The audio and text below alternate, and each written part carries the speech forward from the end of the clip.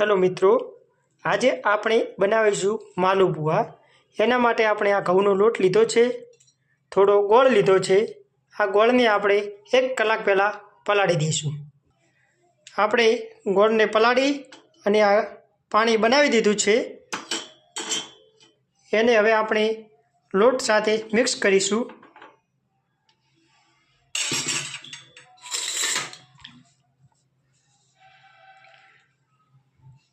જેમ જોઈએ તેમ થોડું થોડું આપણે ગોળનું પાણી લોટમાં નાખીશું।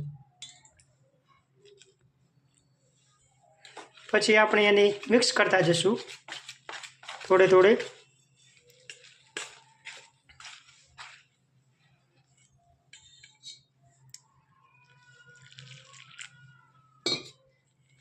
જેમ જોઈએ એમ આપણે થોડું થોડું પાણી નાખતા જશું।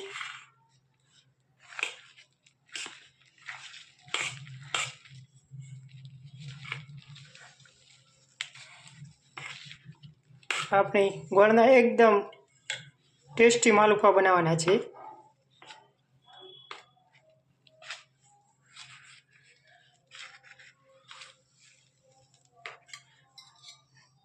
જો થોડું થોડું પાણી નાખતા જશું એમ લોટ આપણો ઢીલો થતો જશે।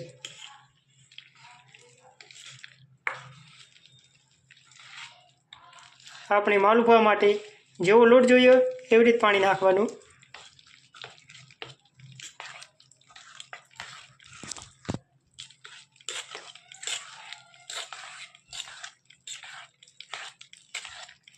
હવે એકદમ મસ્ત લોટ થઈ રહ્યો છે માલપુઆનો।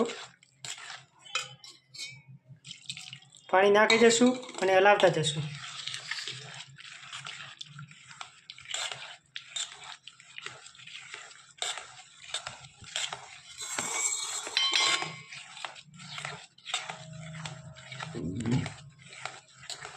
આપણે માલપુઆનો લોટ તૈયાર થઈ રહ્યો છે। ગઠ્ઠા ના થાય એ જોઈ લેવાનું। ગઠ્ઠા થઈ જાય તો ગઠ્ઠા ભાગી લેવાના। આપણો લોટ તૈયાર થઈ ગયો છે માલપુઆનો। હવે ને આપણે 10-15 મિનિટ માટે ઢાંકીને મૂકી દઈશું।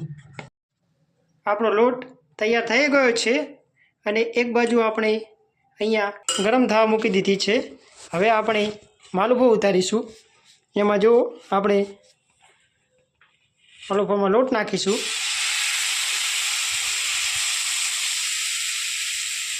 હવે એકદમ મસ્ત ગરમ થઈ ગઈ છે।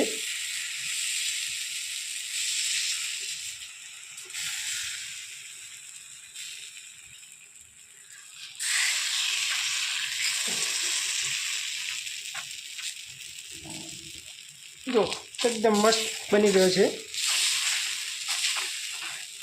ટેસ્ટી માલપુઆ બની રહ્યો છે। એમાં હવે આપણે સાઈડમાં થોડું તેલ નાખીશું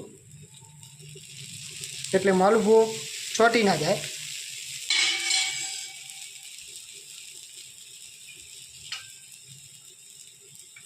એક સાઈડ પછી થોડે થોડે ઉચકાઈને જોઈ લેવાનું।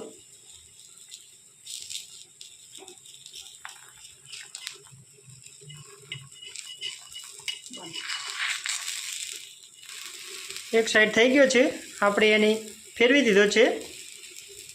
હવે બીજી સાઈડ શેકાઈ રહ્યો છે।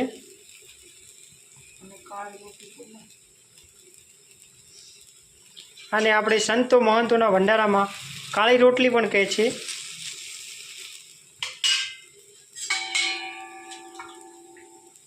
ફરી તળવા માટે આપણે થોડું તેલ નાખીશું।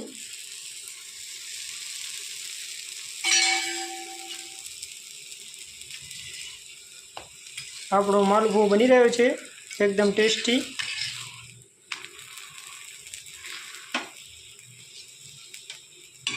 આપણે ધીમા તાપે થવા દેવાનું। આપણો આ માલપુઓ એકદમ સરસ તૈયાર થઈ ગયો છે।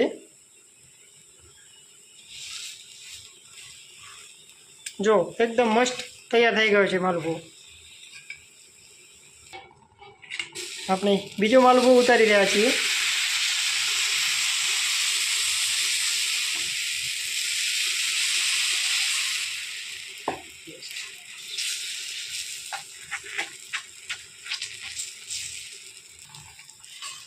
ચલો આપણે 1 બાય 1 ઉતારતા જઈશું. આ પણ બની ગયો છે એકદમ ફર્સ્ટ ક્લાસ. આપણા એકદમ મસ્ત ટેસ્ટી માલપુઆ તૈયાર થઈ ગયા છે. આને આપણે અડદની દાળ સાથે ખાવાના.